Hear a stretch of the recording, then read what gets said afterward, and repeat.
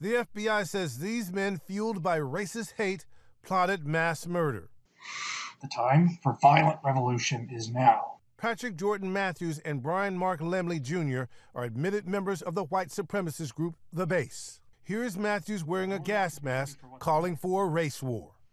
If you want the white race to survive, you're going to have to do your part. ABC News has obtained this newly released video as well as audio evidence from the case. The men had been under investigation for possible domestic extremism, but in December 2019, the FBI obtained a court order allowing them to secretly place a surveillance camera and microphone in the men's Delaware home. We need to go back to the days of decimating blacks and getting rid of them wherever they stand. The two were arrested in January 2020, just before the FBI claims they intended to launch their civil war by attacking a gun rally in Richmond, Virginia.